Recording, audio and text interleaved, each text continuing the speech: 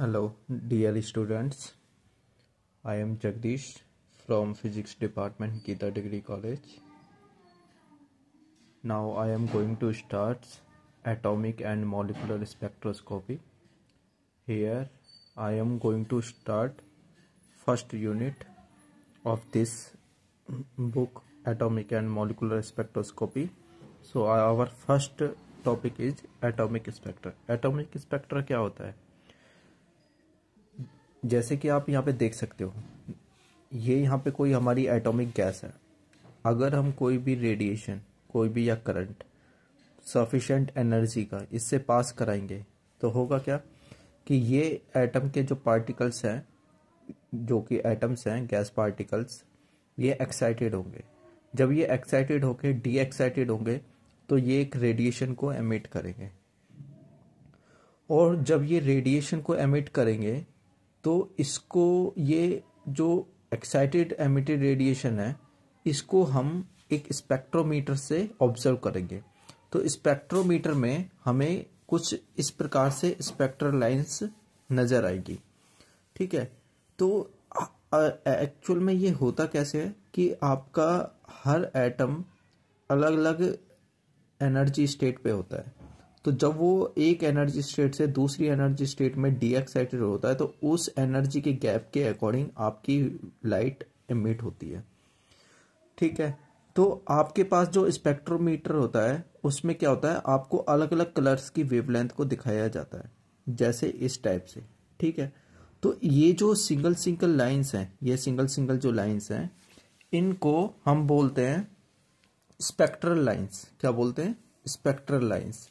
ठीक है, अब ये जो स्पेक्ट्रल लाइंस है हमारी, H alpha, H beta, H gamma, H जो आगे अल्फा बीटा गामा एज बढ़ता जा रहा है, तो आपका जो ये कंटिन्यूअस फॉर्म दिख रहा है यहाँ पे, ये very very close to each other. That means ये जो लाइट आ रही है ये बहुत हाई एनर्जी लेवल से लो एनर्जी लेवल पे जा रहा है, और ये जो लाइट आ रही है, ये वाली जो लाइट आ रही है, ये आपकी मतलब कि सेकंड, अगर सेकंड लेवल है और तो ये third level to second level पे आ रही है। तो इस टाइप से अगर आपकी वेवलेंथ ज्यादा होगी, देखो यहाँ पे वेवलेंथ ज्यादा है, यहाँ पे वेवलेंथ कम होती जा रही है। दैट मीन्स अगर वेवलेंथ कम होती जा रही है तो आपका एनर्जी इंक्रीज है, वहां पे एनर्जी ज्यादा होगा। जहां पे वेवलेंथ कम है वहां पे एनर्जी कम होगा। तो ये जो सीरीज है, ये हमारी जो सीरीज है, ये बामर सीरीज का स्पेक्ट्रम है, यानी बामर सीरीज ऑफ हाइड्रोजन एटम। इस सीरीज को हम क्या बोलते हैं? बामर सीरीज। ये विजिबल रीजन के हमारे अंडर आता है। तो आपके पास ये जो बामर डिस्कवर्ड है, ये बामर जो एक साइंटिस्ट थे यहाँ पे, इन्होंने डिस्कवर किया था एम्पिरिकल फॉर्मूला। एम्पिरिकल फॉर्मूला, अब ये जो एम्पिरिकल फॉर्मूला होता है, ये एम्पिरिकल फॉर्मूला का मतलब होता है एक्सपेरिमेंटली ऑब्जर्व फॉर्मूला। तो जो फॉर्मूला दिया गया वो ये दिया गया, lambda equal to 3646 n square minus 4 angstrom, जहां पे n का वैल्यू क्या है? 3, 4, 5, 6 और एंड सो ऑन। अभी हर लाइन को जो करस्पॉन्डिंग n इक्वल टू 3 के लिए h अल्फा, ठीक है, 4 के लिए h बीटा, 5 के लिए h गामा, इस टाइप से उनके नाम दिए गए। ठीक है, नेक्स्ट। तो जो आपको पता है वेव नंबर और वेवलेंथ में जो रिलेशन होता है वो होता है ये रिलेशन होता है, जहां पे आर एच होता है आपका रिजबर्ग कांस्टेंट। इसकी वैल्यू होती है 109,667.6 पर मीटर। अगर सेंटीमीटर में लेंगे तो 1.09 इंटू 10⁻7 पर मीटर होता है। ठीक है, ये बामर सीरीज है। बामर सीरीज करस्पॉन्डिंग क्या होता है? Visible light. अब जो स्पेक्ट्रल लाइंस है इन लाइमन सीरीज में जो स्पेक्ट्रल लाइंस है, देखो बामर सीरीज के लिए जो एन की वैल्यू, जो इनिशियल वैल्यू होती है वो फिक्स होती है। आपकी कितनी होती है? 2 होती है। ठीक है, कितनी होती है? 2 होती है। ठीक है, और मतलब इसको बोलते हैं फाइनल वो होता है जहां पे लाइट, जो इलेक्ट्रॉन है वो हायर एनर्जी लेवल से डी एक्साइट होके जहां पे जाएगा। तो जहां पे जा रहा है वो फाइनल होता है, और जहां से गया वो इनिशियल होता है। तो ये फाइनल है, ये आपका इनिशियल है। ठीक है, तो स्पेक्ट्रल लाइंस क्या है? Lyman series according to ultra violet ultraviolet region, ठीक है। वेव नंबर यहाँ पे एन का इनिशियल वैल्यू कितना रहेगा, 1 रहेगा। इसी प्रकार से इंफ्रारेड के अंदर 3 वेव्स हैं जहाँ पे इनिशियल 3, 4 और 5, मतलब final 3, final 4, final 5। N equal to value जब 3, 4, 5 होगी तो ये आपका जो रीजन बनेगा वो किसके रीजन अंडर आएगा, इंफ्रारेड रीजन के अंडर आएगा। नेक्स्ट है हमारा बोर्ड्स पोस्टुलेट। अब देखो ये जो एटॉमिक स्पेक्ट्रा है इसको ऑब्जर्व करने के लिए बोर्ड्स ने अपनी वन सिंगल इलेक्ट्रॉन थ्योरी दी थी कि आपका जो एक ही इलेक्ट्रॉन है जब वो ट्रांजिशन करता है higher energy level to low energy level तो वहाँ पे एक अलग अलग लाइट ऑब्जर्व होती है अलग अलग वेवलेंथ की। तो बोर्ड्स ने जो पोस्टुलेट किए थे अपनी थ्योरी को एक्सप्लेन करने के लिए वो ये है कि आपके पास an electron in an atom moves in a orbit about the nucleus under the coulombic attraction between electron and nucleus. कहने का मतलब क्या है, आपके पास सपोज करो ये क्या है आपका प्रोटॉन, ठीक है, मतलब न्यूक्लियस, और ये क्या है आपका इलेक्ट्रॉन। तो ये जो रिवॉल्व कर रहा है इसके अराउंड ये किस फोर्स के थ्रू कर रहा है, कूलम्बिक फोर्स के थ्रू। यहाँ पे कूलम्बिक फोर्स किसको बैलेंस करता है, सेंट्रीपिटल फोर्स को, दैट इज mv²/r, ठीक है। सेकंड क्या बोला, out of infinite number of circular orbits. अब इस न्यूक्लियस के चारों तरफ ना infinite number of circular orbits है, बट लेकिन वो ही ऑर्बिट में इलेक्ट्रॉन रिवॉल्व करेगा जिसका एंगुलर मोमेंटम किसके बराबर रहेगा, h integral multiple of h/2π, मतलब कि आपका एंगुलर मोमेंटम NH/2π होगा, उसी का ही ये क्या रहेगा आपका, उसी ऑर्बिट में ये मूव करेगा। ये सेकंड पोस्टुलेट है।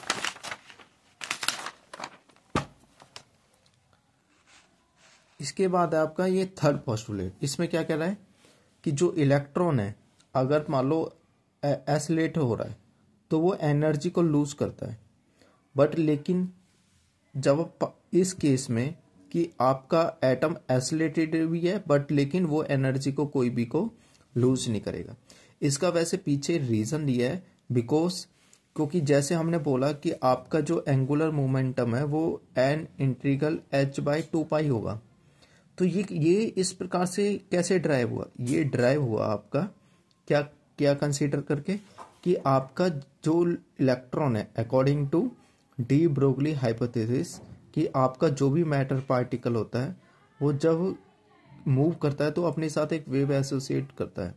तो अगर आपका पार्टिकल अपने साथ एक वेव एसोसिएट कर रहा है तो वो जो जब इसी सर्कुलर ऑर्बिट में जब इलेक्ट्रॉन मूव कर रहा है तो उसके साथ भी वेव एसोसिएट होगी।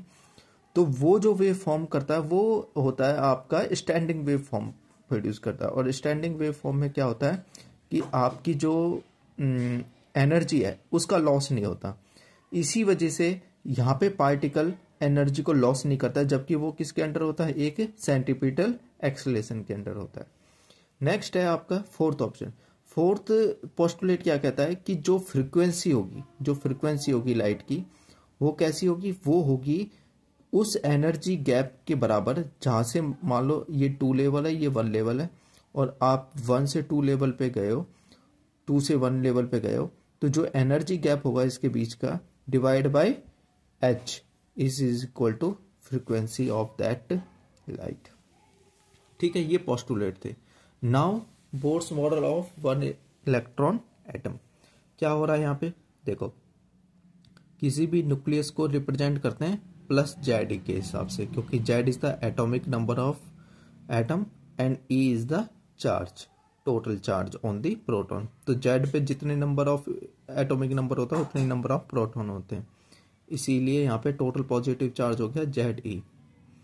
इलेक्ट्रॉन आपका रिवॉल्व कर रहा है आर रेडियस पे, जो कि वेलोसिटी v से मूव कर रहा है। तो एफ से इक्वल टू क्या हो गया, एफ सेंट्रीपिटल फोर्स। यहाँ से जब हम ये कैलकुलेट करेंगे तो हमारा Q1 जेड ई, Q2 ई है, और इस टाइप से आपका mv²/r हो गया। यहाँ से r कट जाएगा और यहाँ से mv² की वैल्यू निकल के आ जाएगी, दैट इज जेड ई² बाय 4πε0 r। ठीक है, इसके इस इक्वेशन को मान लिया हमने फर्स्ट। फिर सेकंड पोस्टुलेट यूज किया है, that is angular momentum is equal to n h cut by 2 pi. तो ये जो v है यहाँ से वेलोसिटी निकल गई। अब ये nth ऑर्बिट के लिए चल रहा है, तो मैंने यहाँ को सब्सक्रिप्ट में लिख दिया n। तो ये आपका nth ऑर्बिट में आपकी इलेक्ट्रॉन की वेलोसिटी है, that is NH by 2πmRn। इसको सेकंड ऑप्शन नाम ले लिया। अब क्या करना है कि substituting the value of v, ये जो वैल्यू है आपकी, इसको सब्सटीट्यूट करना है पिछले वाली इक्वेशन में। तो आपके पास v स्क्वायर था, ये इक्वेशन थी, वहां पे हमने ये पुट कर दिया। इसको सॉल्व करने के बाद हमारा Rn आ गया ये n square h square epsilon not pi m Z E square. और यहाँ पे n क्या है आपका 1 2 3 4 एंड सो ऑन। इसके बाद क्या करना है, पुट वैल्यू ऑफ Rn की वैल्यू पुट कर देनी है किस में, सेकंड इक्वेशन में, यानी कि इस वाले इक्वेशन में पुट कर देनी है। तो वहां से हमारा क्या निकल के आ गया, Vn निकल के आया, that is Z E square 2n h epsilon not. अब तुम देख रहे हो यहाँ पे जो Rn है, Rn हमारा किस पे प्रोपोर्शनल है, एंड इस बिकॉज h मेरा कांस्टेंट है, एप्सिलॉन नॉट कांस्टेंट है, पाई कांस्टेंट है, m कांस्टेंट है, z कांस्टेंट है, e कांस्टेंट है। सो आपका जो Rn है is directly proportional to n square, और Vn inversely proportional to n। समझ में आया? तो दैट मीन्स अगर आपका ऑर्बिटल नंबर बढ़ता जाएगा तो उस ऑर्बिट में इलेक्ट्रॉन की स्पीड क्या हो जाएगी, कम हो जाएगी। ठीक है, इसके बाद आपका ये नेक्स्ट। तो अब देखो हम किस केस के लिए बात कर रहे हैं, हम बात कर रहे हैं atomic number Z equal to 1, यानी कि हाइड्रोजन एटम के लिए। तो जब हम हाइड्रोजन एटम, जो हाइड्रोजन एटम का स्मॉलेस्ट ऑर्बिट होगा, उस केस के लिए n कितना रहेगा, मेरा 1 रहेगा। कितना रहेगा, 1 रहेगा, n 1 रहेगा और z 1 रहेगा। तो जब आप इस z1 equal to n equal to 1 को पुट करोगे तो आपका जो r नॉट आएगा, r नॉट यानी कि सबसे स्मॉलेस्ट ऑर्बिट का रेडियस, तो हम यहाँ पे पुट करेंगे वो, ये जो Rn है, इस Rn में n इक्वल टू 1 पुट किया, z इक्वल टू 1 पुट किया, तो बाकी सारा कांस्टेंट। और इस सारी वैल्यू को जब हम काउंट करेंगे तो हमारी जो वैल्यूज निकल के आएगी वो निकल के आएगी 0.53 एंगस्ट्रॉम। तो यहाँ से जो Rn है, जो जनरल फॉर्मूला है फॉर nth ऑर्बिट के लिए, तो n ये तो कांस्टेंट है, कांस्टेंट की वैल्यू आ गई इतनी, जिसको हमने बोला है r not, n square by Z. Similarly अब आपकी वेलोसिटी जो उस ऑर्बिट में होगी वो z equal to 1 n equal to 1 Vn वाले फॉर्मूले में पुट करेंगे तो हमारा v नॉट निकल के आ जाएगा, और जनरल वेलोसिटी क्या आ जाएगी, z by N this one. ठीक है, अब आप देखो आपका जो v नॉट है ये लार्जेस्ट वेलोसिटी है पॉसिबल, जितनी हो सकती है इलेक्ट्रॉन के अंदर, हाइड्रोजन एटम के अंदर। अगर आप इसकी परसेंटेज देखोगे, कितनी परसेंटेज है, कि लेस देन 1% है कम से कम इसकी वेलोसिटी। किसके कंपैरिजन में, स्पीड ऑफ लाइट के कंपैरिजन में सिर्फ 1% से भी कम स्पीड है ये इलेक्ट्रॉन की। किसके अंदर, किस केस के अंदर, जब आपका क्या हो रहा है, इलेक्ट्रॉन की स्पीड इन स्मॉलेस्ट ऑर्बिट। और वो आप परसेंटेज कैसे निकालते हैं कि टोटल, आप देखो किसका परसेंट निकाल रहे हो, आई कितनी है observe 2.18 into 10⁻⁶, speed of light कितनी है 3 इंटू 10⁸ मीटर पर सेकेंड, इंटू 100 करोगे तो ये कितना आ जाएगा 0.726%। तो मतलब आप देख रहे हो 0.726 नॉट। ठीक है, तो आपका ये पूरा 1% के से भी कम है, समझ में आ रहा है, 1% से भी कम है। तो लेट अस कैलकुलेट, अब हम इसकी क्या निकालेंगे, टोटल एनर्जी। तो टोटल एनर्जी क्या होगी आपकी, पोटेंशियल एनर्जी क्या होती है 1/4 pi epsilon naught Q1 Q2 by R, ये आपकी पोटेंशियल एनर्जी होती है। Q1 कितना है मेरा, ZE प्लस ZE, Q2 क्या है माइनस E, तो ये हो जाएगा minus ZE square by 4 pi epsilon not Rn। Kinetic energy क्या है 1/2 mv स्क्वायर। ठीक है, अब ये काइनेटिक एनर्जी जो हमारी है, अब v स्क्वायर की वैल्यू क्या है आपकी, v स्क्वायर की वैल्यू, तो ये जो यहाँ से v स्क्वायर की जो वैल्यू आप निकालोगे तो ये निकल के आएगी आपकी ZE square by 8 pi epsilon not Rn। ठीक है, v स्क्वायर की वैल्यू निकालने के लिए तो ये जो ZE square 8 pi epsilon not है, तो ये ZE square 8 pi epsilon not Rn कहाँ से आया, कि आपके पास इक्वेशन जो नंबर फर्स्ट है, फर्स्ट इक्वेशन नंबर वो कहाँ है, ये वाली इक्वेशन। इस इक्वेशन से mv² की वैल्यू हमने यहाँ पुट कर दी, ठीक है। तो काइनेटिक एनर्जी मेरी ये आ गई। अब ये आ गई तो टोटल एनर्जी क्या होती है, इन दोनों का सम। तो मैंने इन दोनों का क्या कर दिया, सम कर दिया। सम करने के बाद मेरा ये आ गया, ठीक है। अब total energy ZE² 8πε0 as it is. अब जो Rn की वैल्यू है, Rn की वैल्यू है हमारी ये, ठीक है। Rn की वैल्यू हमने यहाँ कर दी पुट। Rn की वैल्यू क्या है, ये। तो Rn की वैल्यू कहाँ से निकाली हमने, ये वाला एक्सप्रेशन, ये वाला एक्सप्रेशन। तो आपका Rn का वैल्यू ये है। तो ये n² h² ε0 πmZe², ठीक है। इस Rn की वैल्यू हमने कहाँ पुट कर दी, टोटल एनर्जी में, यानी कि इस वाली टोटल एनर्जी में हमने यहाँ पे पुट कर दी।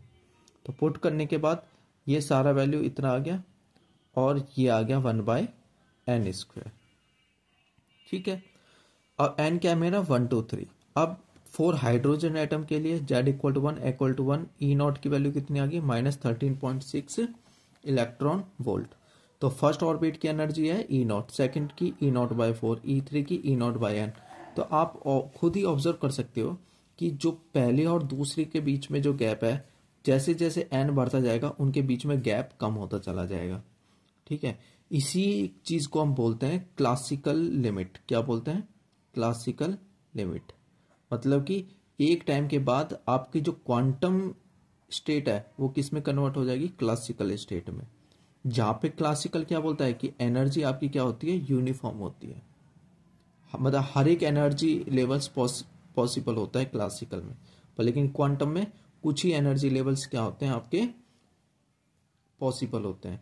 तो जैसे जैसे आपका ये n बढ़ेगा, यहाँ पे n बढ़ता जाएगा, तो आपका ये जो एनर्जी लेवल डिफरेंस है कंटिन्यूस होता चला जाएगा। और कंटिन्यूस होने की वजह से क्या हो जाएगा, आपका वहां पे हर एक यूनिफॉर्म लाइट का पैटर्न दिखाई देगा, जिसमें हर पॉसिबल वेवलेंथ की लाइट क्या होगी, ऑब्जर्व होगी आपकी, ठीक है। ओके, नेक्स्ट यहां से एक टर्म वैल्यू हमने डिफाइन करी है। तो टर्म वैल्यू क्या है, En/hν। hν is the energy की टर्म है, ठीक है।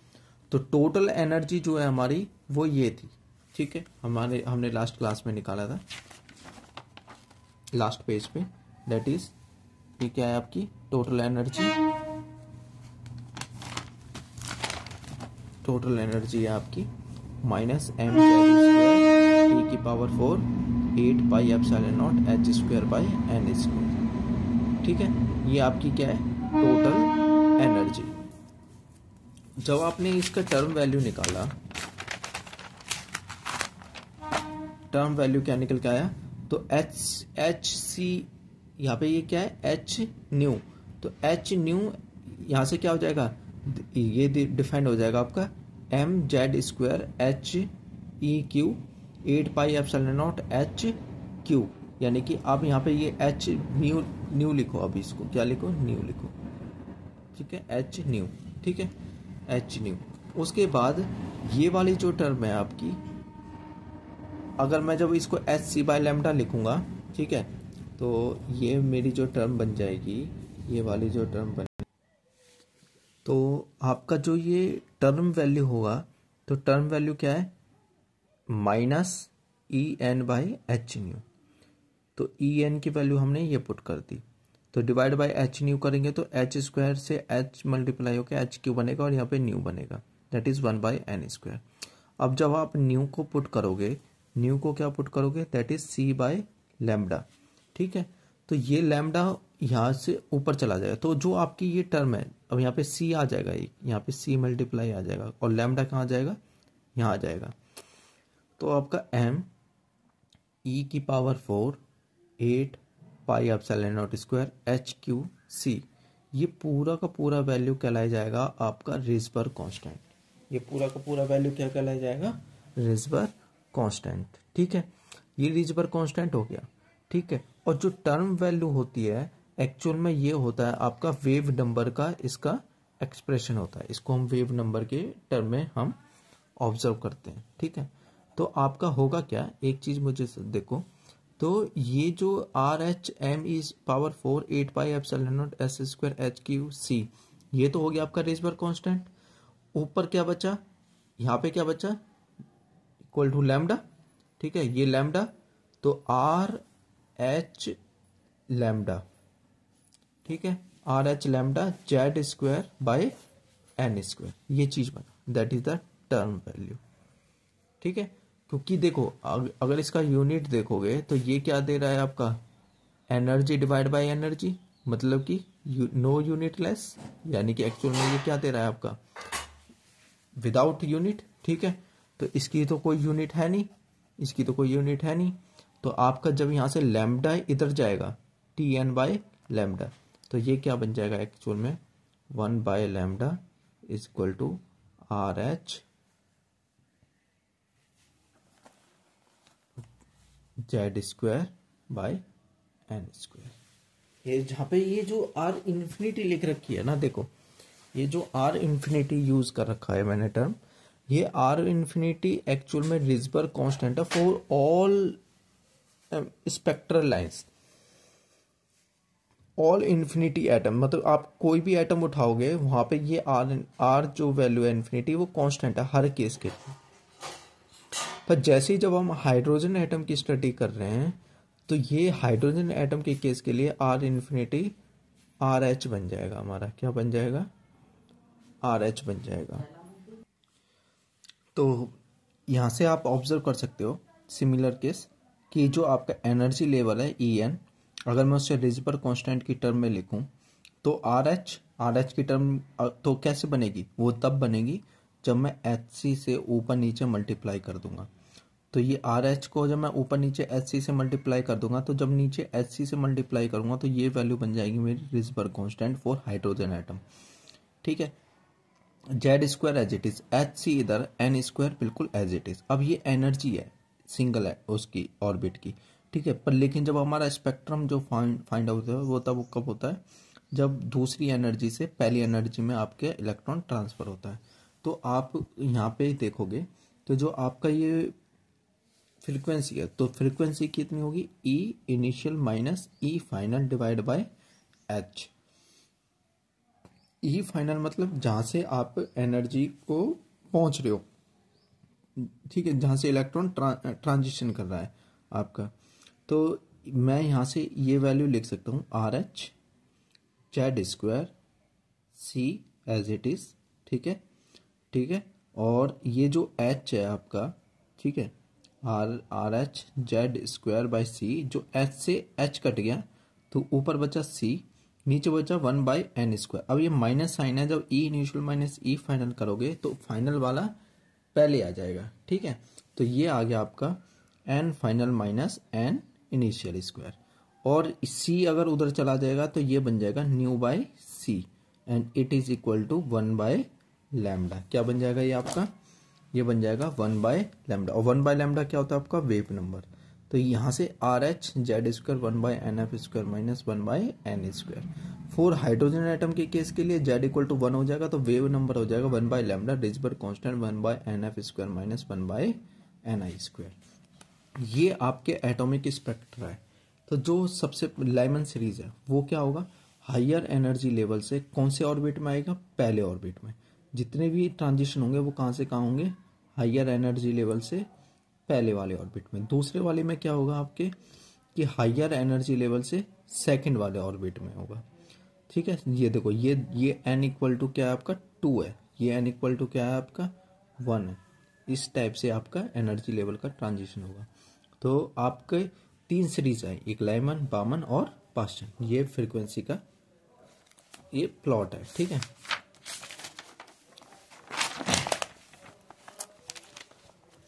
तो नेक्स्ट है आपका, नेक्स्ट टॉपिक है आपका अनक्वांटाइज्ड स्टेट एंड कंटिन्यूअस स्पेक्ट्रा, ठीक है।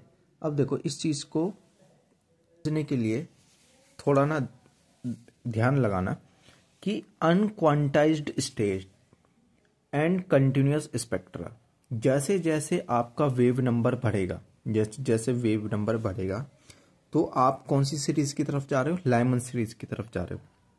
तो लाइमन सीरीज में क्या हो रहा है कि जैसे जैसे सपोज करो हर कोई भी सीरीज ले लो आप, लेमन सीरीज से ही मतलब नहीं है, आप कोई भी सीरीज ले लो, जब आप उसकी जैसे जो सबसे, अब सपोज करो यहाँ पे मैं दिक्कत शो कर रहा हूँ, सपोज करो ये आपका न्यूक्लियस है, ये आपका फर्स्ट ऑर्बिट है और ये आपका इनफाइनाइटली दूर ऑर्बिट है हायर एनर्जी का। तो जब आपका पार्टिकल यहाँ से ट्रांजिशन करता है इस ऑर्बिट के अंदर, ठीक है, फिर उसके बाद जो उससे जस्ट नीचे वाला ऑर्बिट होगा वो ट्रांजिशन करेगा इधर। इस टाइप से आपके एक सीरीज आपके पास फॉर्म होती है।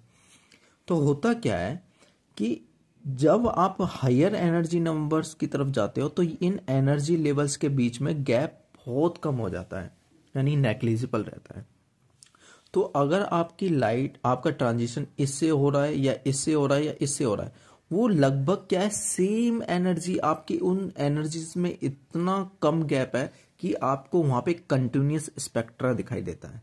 ठीक है, अब ये होता किस वजह से है, कि रीजन क्या है इसके पीछे, कि जो आपका अनक्वांटाइज्ड हाइपरबोलिक ऑर्बिट होता है, यानी कि जब अगर आप इससे घनी दूर रहोगे तो आपके इलेक्ट्रॉन जो मूव करता है वो किस में करता है, हाइपरबोलिक ऑर्बिट के अंदर। हाइपरबोलिक ऑर्बिट तभी होता है जब उसकी एनर्जी क्या होती है, ग्रेटर देन 0 होती है। ठीक है, अब ये इसको मैं मैथमेटिकली समझाने की कोशिश करता हूं। ये मेरा पोटेंशियल है, ये मेरा आर, पोटेंशियल आर ग्राफ। अगर मैं पोटेंशियल और आर का ग्राफ देखूं किसी भी दो एक इंटरेक्शन में, पॉजिटिव और उसकी इलेक्ट्रॉन के बीच का, तो ये जो पोटेंशियल होता है उसका ग्राफ ये शो होता है आपका। तो जब आपकी एनर्जी 0 रहेगी तो आपका पार्टिकल बिल्कुल फ्री हो जाएगा। उस केस में आप देख रहे हो पोटेंशियल एनर्जी बिल्कुल 0 हो जाएगी, दैट मीन्स वहां पे सिर्फ काइनेटिक एनर्जी होगी और फ्री पार्टिकल होगा। जब आपका एनर्जी लेवल 0 हो जाएगा, दैट मीन्स वो 0 से नेगेटिव रहेगा, तो आप तुम देख रहे हो ये पोटेंशियल को 2 पॉइंट पे कट कर रहा है, इस पॉइंट पे। दिस इंप्लाइज दैट पार्टिकल का जो एनर्जी है, देखो ये जो पार्टिकल के एनर्जी है ये पोटेंशियल वाले को 2 पॉइंट पे कट कर रहा है। अब आपको पता है total energy is total energy is equal to kinetic energy plus में पोटेंशियल एनर्जी होती है। जब आपकी टोटल एनर्जी किसके बराबर हो जाएगी, पोटेंशियल एनर्जी के बराबर, तो काइनेटिक एनर्जी कितनी हो जाएगी, 0 हो जाएगी। दैट मीन्स इन दोनों पॉइंट पे पार्टिकल की स्पीड कितनी है, 0 है, और इसके बीच में यहाँ पे क्या है, मैक्सिमम है। दैट मीन्स आपका पार्टिकल कैसा मोशन कर रहा है, बाउंड मोशन कर रहा है। इस बाउंड मोशन को हम बोलते हैं इलिप्टिकल मोशन। अगर आपकी एनर्जी लेस देन 0 है, that means particle will follow elliptical path. जब आपके पार्टिकल 0 हो जाएगा, that means it free, and E greater than 0 for hyperbolic orbit. Hyperbolic orbit मतलब अगर आपका ये पॉजिटिव है तो इलेक्ट्रॉन आएगा इस टाइप से चला जाएगा। समझ में आया कि नहीं आया? तो इस टाइप से आपका ये जो एनर्जी होगी वो ग्रेटर देन 0 होगी। तो आपकी टोटल एनर्जी जो मेरे पास डिफाइंड है, that is 1/2 mv² minus ZE²/4πε0r। This is the energy of the electron in unquantised state at a distance from the nucleus. भाई किसी भी न्यूक्लियस से जो उसकी एनर्जी होगी अनक्वांटाइज्ड स्टेट, ठीक है, उसमें इसकी एनर्जी कितनी होगी, ये होगी। ठीक है, टोटल काइनेटिक एनर्जी माइनस उसकी पोटेंशियल एनर्जी। ठीक है, पोटेंशियल एनर्जी कब, जब आपका सपोज करो अनक्वांटाइज्ड स्टेट है ये आपकी, ठीक है, जहां पे अनक्वांटाइज्ड स्टेट का मतलब जहां पे एनर्जी, ये आर बहुत दूर है, जहां पे, समझ में आ रहा है, आर क्या है आपका, बहुत लार्ज है, उस केस में आपकी यहाँ पे ZE²/4πε0 ये आपकी टोटल एनर्जी होगी।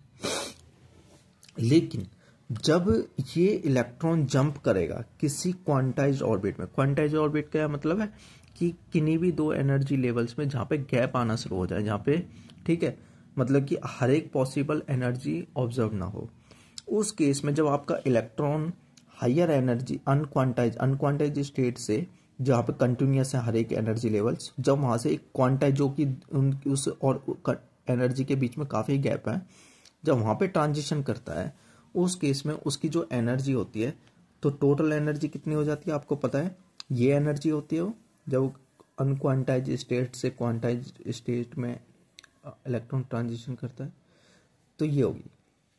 तो आप तुम देख रहे हो दिस इज द एनर्जी का change when jump from unquantised state to quantised state, ये एनर्जी का गैप होता है उस केस में, और ये टोटल एनर्जी होती है। ठीक है, तो अब तुम खुद ही ऑब्जर्व कर सकते हो इस चीज को कि अगर मैं इसको एच न्यू रखूं, क्योंकि एनर्जी टर्म है, तो एनर्जी टर्म मेरी क्या होगी, H nu equal to 1/2 mv², this one. In this equation आपकी जो स्पीड है and R, take any values, क्योंकि देखो यहाँ पे जो v है और ये r है, ये कौन सी एनर्जी है, कहाँ की है, अनक्वांटाइज्ड स्टेट। और अनक्वांटाइज्ड स्टेट में एनर्जी कुछ भी हो सकती है। अब कुछ भी एनर्जी हो रही है, दैट मीन्स पार्टिकल की कुछ भी वेलोसिटी हो सकती है, every possible velocity it can acquire. तो यहाँ से ये होगी आपकी एनर्जी जब आपका पार्टिकल एक एनर्जी मतलब क्वांटाइज्ड स्टेट में ट्रांजिशन करता है। तो अगर v और r आपकी कोई भी वैल्यू ले सकता है, तो जो एनर्जी यहाँ से फ्रिक्वेंसी निकलेगी लाइट की वो कोई भी हो सकती है। इसीलिए जो स्पेक्ट्रम बनता है वो यूनिफॉर्म भी कंटिन्यूस स्पेक्ट्रम बन के आता है। समझ में आया कि नहीं। नेक्स्ट है आपका कि आपका जो बोर्स मॉडल है और जो एब्जॉर्प्शन स्पेक्ट्रा है, ठीक है, उसमें कुछ करेक्शन की आ गई कि आपका जो न्यूक्लियर मास है उसको ना काफ़ी ज़्यादा हाई मास लेके चला as a compare to electron, और देखा गया कि इलेक्ट्रॉन रिवॉल्व कर रहा है जबकि न्यूक्लियस के रेस्ट पे। बट लेकिन यदि हम न्यूक्लियस का भी मास को कंसीडर करें और उसका भी मोशन को कंसीडर करें तो क्या इफेक्ट आता है। तो ये आपके पास न्यूक्लियस का मास है, ये आपका इलेक्ट्रॉन का मास है, ये दोनों किसी सेंटर ऑफ मास के अराउंड मूव कर रहे हैं। ठीक है, let suppose this distance x and this distance r-x, क्योंकि r टोटल डिस्टेंस है स्मॉल m से और कैपिटल M के बीच में। अगर आपका सिस्टम इक्विलिब्रियम पे है, that means moment of this electron और momentum of this nucleus will be equal. तो मोमेंट क्या निकलेगा, mass into centre of mass की जो दूरी है। तो यहाँ से मेरा x का वैल्यू निकल के आ गया capital M r by small m, और r-x का निकल के आ गया that is mr by small m plus में कैपिटल M। ठीक है भाई, x की वैल्यू इसमें पुट कर देंगे तो आपका यहाँ से मतलब कि r-x का वैल्यू निकल के आ गया दैट इज स्मॉल m बाय कैपिटल M, और r का वैल्यू हो जाएगा यहाँ से, ये इसको सॉल्व कर लोगे आप, पूरी वैल्यू को निकालोगे ना, तो ये आपका r-x का वैल्यू निकल जाएगा। क्योंकि हम यहाँ पे जब हम m ये पूरी x की वैल्यू यहाँ पुट करेंगे तो क्या बन जाएगा, small m by r equal to m से m काट जाएगा तो ये बचेगा, r-x मेरा ये निकल के आ गया। ठीक है, उसके बाद जो आपका टोटल एंगुलर मोमेंटम है, टोटल एंगुलर मोमेंटम आपका क्या होगा, m r² ओमेगा, क्योंकि ये इलेक्ट्रॉन के केस के लिए, ये न्यूक्लियस के केस के लिए। जब हम इसको पूरे को सॉल्व करेंगे तो हमारा ये निकल के आ जाएगा ये एंगुलर मोमेंटम। अब यहाँ पे आप देख रहे हो ये स्मॉल m की जगह जो कैपिटल M की जगह m बाय कैपिटल M, इसको हम रेडियस मास बोला गया है, और रेडियस मास μr² ओमेगा।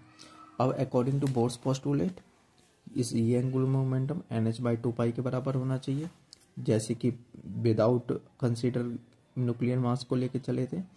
तो हम देख सकते हैं कि दोनों चीज़ रिजेंबल बिल्कुल सेम आ रही है, बस m की जगह म्यू आ रहा है, तो हम रिप्लेस कर सकते हैं अपनी एनर्जी को, एनर्जी वाली टर्म में म्यू m को म्यू की जगह, बाकी सारा कुछ सेम रहेगा। ठीक है, नेक्स्ट है हमारा कि रिजबर कांस्टेंट में इस फाइनाइट न्यूक्लियर मास की वजह से क्या चेंजिंग आई। तो आपको पता है फॉर हाइड्रोजन के केस में जो रिजबर कांस्टेंट निकल के आया दैट इज m⁴ 8πε²।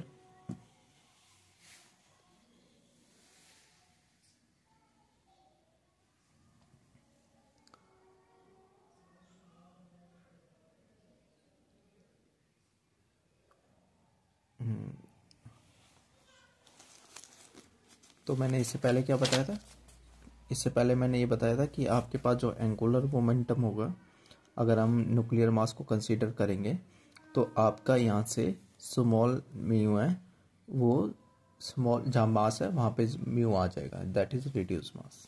बाकी सब टर्म सेम रहेगी। वेरिएशन ऑफ रेजिबर कांस्टेंट, रेजिबर कांस्टेंट में जो वेरिएशन होगा वो चेक करना है। तो देखो आर एच मेरा है me⁴ 8 pi epsilon square H cube सी।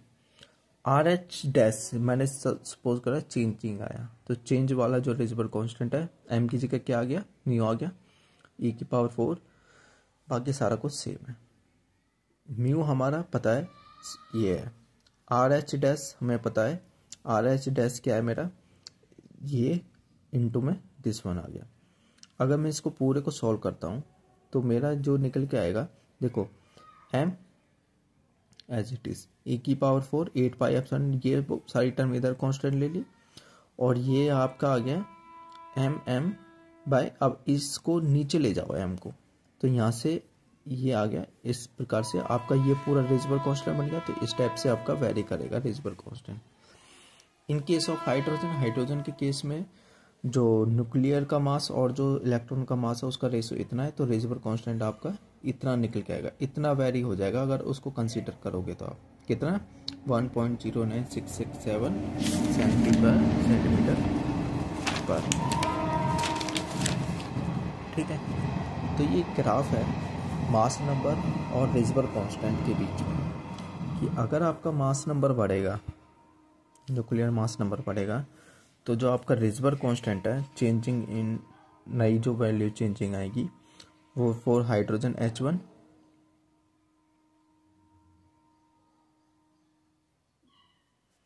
H1 109,680, H2 पर रेजिबर कांस्टेंट इतना है, हीलियम पे इतना है, लिथियम पे इतना है, ऑक्सीजन पे इतना है। और जैसे जैसे आपका मास नंबर बहुत ज़्यादा हो जाएगा उस केस में आपका जो रेजिबर कांस्टेंट है किस किस के लिए, वो जब आपका मास नंबर क्या है मतलब फाइनाइट रहेगा, मतलब इनफाइनाइट हो जाएगा, तो बहुत ज़्यादा इनफाइनाइट होने पर इलेक्ट्रॉन ही रिवॉल्व करेगा और सेंटर ऑफ मास उस न्यूक्लियस के अंदर लाई करेगा, तो आपका जो रेजिबर कांस्टेंट होगा 109,740 होगा। ये एक अलग अलग सीरीज के लिए, तो जैसे पहले हाइड्रोजन के केस के लिए इतना हो गया, ठीक है। उसको डैश से रिप्रेजेंट कर दिया, कब, जब आपका हम न्यूक्लियर मास को भी मोशन को कंसीडर कर रहे हैं। सेम आपके पास हीलियम पॉजिटिव के लिए एटॉमिक नंबर आपका 2 है, और आपका जो आर एच डैश आएगा वो कितना आ जाएगा 4RH डैश, ठीक है, 4RH, ठीक है। क्योंकि मतलब जनरल फार्मूला तो आपका ये है, जनरल फार्मूला ये है। तो हम जो भी टर्म कैलकुलेट कर रहे हैं यहाँ पे वो हाइड्रोजन की टर्म में कैलकुलेट कर रहे हैं। तो ये आर एच डैश कौन सा रेजिबर कांस्टेंट है, ये वो कांस्टेंट है जब आप इन केस ऑफ हाइड्रोजन आप क्या लेके चल रहे हो, न्यूक्लियर मास को, मोशन को कंसीडर कर रहे हो। उसके बाद इस टाइप से आपका ये सॉल्व हो गया, ये सॉल्व हो गया, ठीक है। लिथियम के लिए इस टाइप से आप हर एक के लिए निकाल सकते हो, ठीक है। ये कुछ वैल्यू है कि आपको अगर मान लो m/mh निकालना है तो आप इस टाइप से सॉल्व करोगे और यहाँ से आप उस चीज़ को निकाल दोगे। इसमें इधर बेसिक कैलकुलेशंस हैं, ठीक है। आप पहले आर एच पॉजिटिव ले लिया जो कि ये है, फिर आर हीलियम पॉजिटिव डैश के लिए ले लिया तो ये है, और उसको आपको रिलेशन पता है हीलियम और हाइड्रोजन में मास का, और उसको सॉल्व करने के बाद हम यहाँ पे निकाल सकते हैं अकॉर्डिंग टू दिस रूल। अब नेक्स्ट टॉपिक हमारा विल्सन समरफील्ड क्वांटाइजेशन रूल। ये क्या कह रहा है कि कोई भी फिजिकल सिस्टम है आपके पास, ठीक है, जिसमें कोऑर्डिनेट्स जो होंगे वो पीरियोडिक होंगे टाइम के, मतलब टाइम के साथ वो दोबारा से हर एक टाइम ऑफ पीरियड के द्वारा सेम वैल्यू दे, ठीक है। तो देयर एग्जिस्ट एक क्वांटम कंडीशन, हर एक कोऑर्डिनेट के लिए एक क्वांटम कंडीशन होगी। वो कंडीशन क्या होगी, सपोज करो आपके पास कोई भी कोऑर्डिनेट है that is Q1 Q2 and Q3। इस टाइप से आपके कोई भी कोऑर्डिनेट्स हैं Q1 Q2 और Q3। ये कोऑर्डिनेट्स आपके टाइम के साथ डिपेंडेंट है, ठीक है। अब यदि ये टाइम के साथ डिपेंडेंट है